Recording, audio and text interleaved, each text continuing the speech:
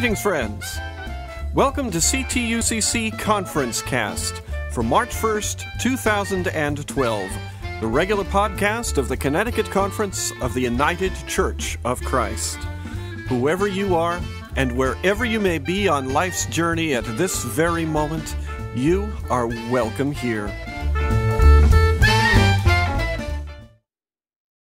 We begin this week's ConferenceCast with this meditation from the Reverend Barbara Libby, Interim Associate Conference Minister for Clergy Concerns. In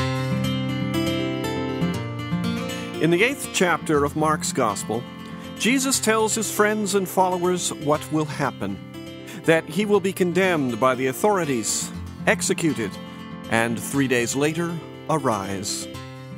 When Peter tries to argue, Jesus replies, as translated by Eugene Peterson in The Message, "Peter, get out of my way. Satan, get lost. You have no idea how God works."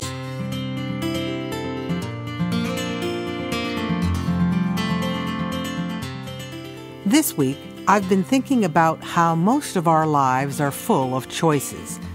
Have you ever considered just how many choices you make each hour? Or how many choices you make each day? Or even how many choices you make in a week's time? From the moment we awaken in the morning and we lie down again at night, most of our lives are loaded with choices. In fact, sometimes even our dreams are full of making choices, even in our sleep. Now, clearly, some of these choices are not life-changing or pivotal for our futures, but let's just consider for a moment the many kinds of choices we make on a regular basis. What clothes to wear, what we will eat for breakfast, what coat to choose to match the weather for the day, which road we will take to get to wherever we are going that day. We choose whom we will see or not see, what we will do, when and in what order. And for most of us, our days are full of picking and choosing among many options. Just think of the choices these days if you go in to a Starbucks or a Dunkin' Donuts. In Mark's Gospel for this second Sunday of Lent, we hear Jesus share with his disciples the upcoming list of events in his life, including his impending death. Yet Jesus' focus is not on his death, although we, like Peter, have a tendency to get caught on that. Jesus shares with his disciples the many choices that he is making as they move together toward Jerusalem. Jesus tries to clarify with his disciples his mission in life on this earth. And Jesus invites his disciples and us to remember that we all have choices to make, and that choosing will likely involve some cost for us. Jesus invites each of us to pick up our own cross, not the cross that Jesus had to bear, but our own cross. Jesus invites us to pick up our own mission in life. And yes, Jesus knows that there will be both cost and joy in being his disciple. These 6 weeks of Lent give us time to ask important questions of ourselves and to consider our choices. To ask, why am I here, God? What is my mission in life? What is my cross in this world? We live a lifetime of choices, but they come into focus at Lent, as the poet Anne Weems says in her poem entitled "Put Away the Tinsel" from her book Kneeling in Jerusalem. Weems says, "When Lent comes, the angels' voices begin their lamenting, and we find ourselves in a courtyard where we must answer whether we know him or not."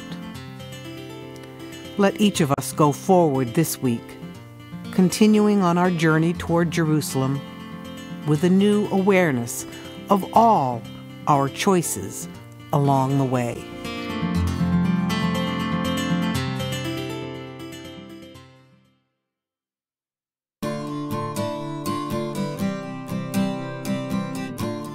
Here is a prayer for this week.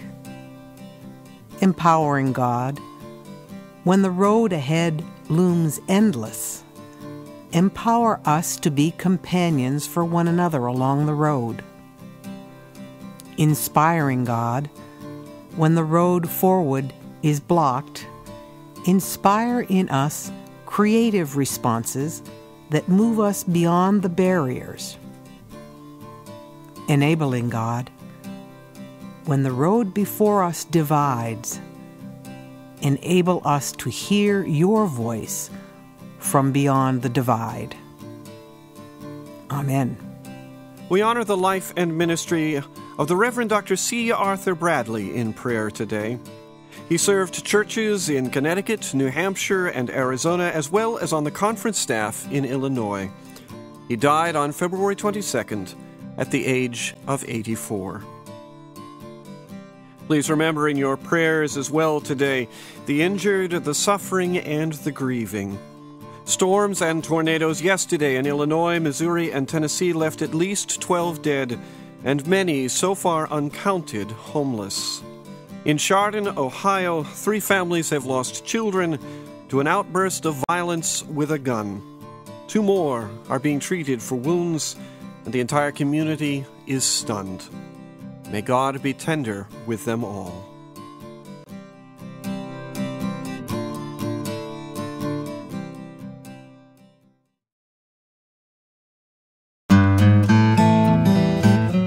In the news this week, Connecticut's General Assembly is back at the Capitol for a short session, just 3 months long. In addition to considering adjustments to the state's 2-year budget, the legislators have before them issues around education, health care, and the death penalty. The Connecticut Conference's policy advocate, Kim Harrison, talked with me about some of the most critical questions. Overall, she says the budget adjustments aren't bad, but she is concerned about the Low-Income Assistance Health Program, or LIA, which permits unemployed and underemployed adults between 18 and 65 to get affordable access to health care. So they really do provide some very important coverages for people who are really barely eking out a living. And so, as I said, every year they try to take some coverages away. This year we don't know what coverages they're going to try to take away. The governor has just said that this program has been growing and growing, which it has, basically due to the economy. More people have had to apply for LIA than ever before, but that has really had to do with the last 3 years. The Connecticut Conference also has a long-standing interest in public education. This is the year of education, or so the governor has coined it. And that's very important. And we're glad to see that he really wants to close the achievement gap and really work on underachieving or poor performing schools. And to that end, there's been quite an extensive, exhaustive piece of legislation from the governor's office dealing with things from more reimbursement for charter school students, which is terrific, to looking at the way in which teacher tenure is being determined. Mm-hmm. So those are 2 very important issues, and there's many issues in between them also. Yeah. And one of the things the governor did put in is he actually, for the vast majority of schools in Connecticut, school systems in Connecticut, they got more money. Harrison will also work to encourage development of a basic health care plan in accordance with the federal health care law. And she encourages support for the conference's long campaign against the death penalty. So where are the points that most need kind of citizen action right now and encouragement for legislators? I would say for citizen action at this point in time, I would say everyone needs to really, and getting back to the death penalty, really needs to contact their legislator.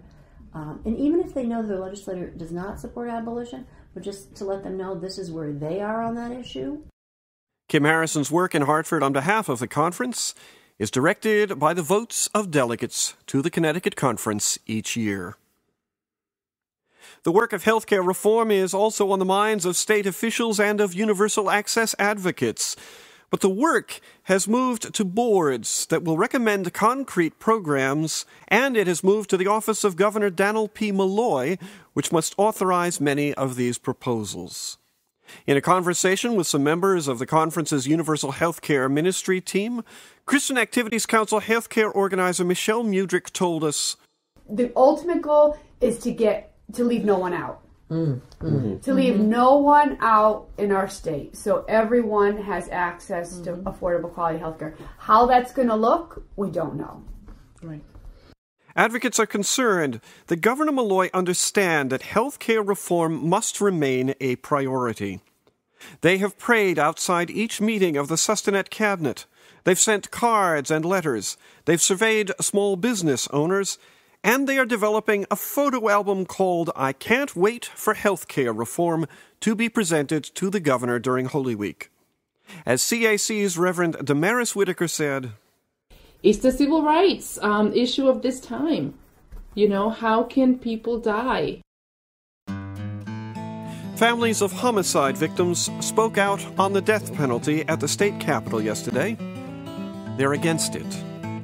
The 6 who addressed reporters, legislators, and abolition supporters were a handful of the 179 who have signed an abolition letter.